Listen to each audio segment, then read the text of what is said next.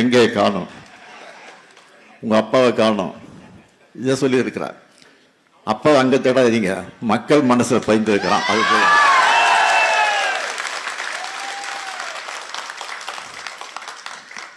நீங்க தேர்தல் நான் இருக்க மாட்டேன், மக்கள் தேர்தல் நிச்சயமா நான் முதல் ஆளா நிற்பேன்.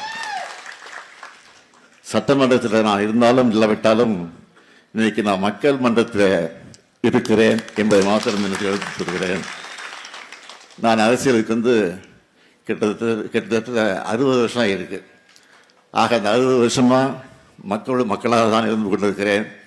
ஆட்சி இருந்தாலும் இல்லாவிட்டாலும் நாட்டு மக்களுக்காக பணியாற்றக்கூடியவர்கள் தான் திராவிட முன்னேற்ற கழகத்தை சார்ந்த இந்த நேரத்தில் எடுத்து சொல்லி ஒவ்வொரு மாவட்டத்திற்கும் நான் முதலமைச்சராக இருந்தபோது 4-5 முறை சென்று ஆய்வு நடத்தி, இன்னும் சொல்றேன், நான் முதலமைச்சராக இருந்தபோது 5 வருஷத்துல நான் நடத்தின மாதிரி ஆய்வு கூட்டம் எந்த முதலமைச்சரும் நடத்திருக்க மாட்டாங்க. நான் பயணம் செஞ்ச மாதிரி எந்த முதலமைச்சரும் பயணம் செஞ்சிருக்க மாட்டாங்க. நான் கோட்டைக்கு போனதுதான் அதிகமாக இருந்திருக்கிறது, எந்த முதலமைச்சரும் அதிகமாக இருந்திருக்க மாட்டாங்க.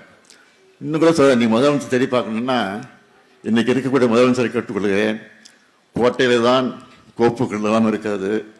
ஆக அந்த கோப்புகளை எடுத்து பாருங்க, அதில் கையெழுத்து போட்டுப்பேன், முக ஸ்டாலின். அதை தேடி பார்க்க வேண்டிய அவசியமே இல்லை.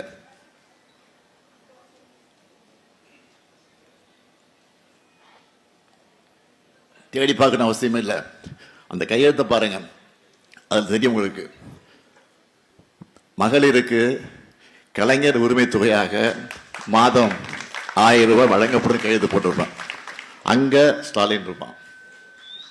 புதுமை பெண் திட்டத்தின் மூலமாக மாதம் 1000 ரூபாய் வழங்கப்படும் என்ற அந்த கோப்பை பாருங்க, அதுலயும் முக ஸ்டாலின் கையெழுத்து போட்டிருப்பான். தமிழ் புதல்வன் திட்டம் 1000 ரூபாய், அதில் ஸ்டாலின் இருப்பான். ஆக எங்கேயும் நீங்க தேடிட்டு இருக்க அவசியமே இல்லை. கோட்டையிலே இருக்கிறேன், நான் தான் ஆட்சியில் இருக்கிறேன்.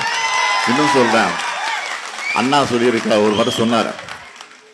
அண்ணா சொன்னார், தமிழ்நாட்டிற்கு தமிழ்நாடு என்று பெயரை சூட்டி இருக்கிறேன், இது போது எனக்கு வாழ்க்கையில்.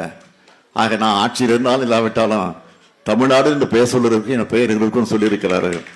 அது மாதிரி மகளிர் உரிமை திட்டம் இருக்கிற வரைக்கும் இந்த ஸ்டாலின் தான் முதலமைச்சர்.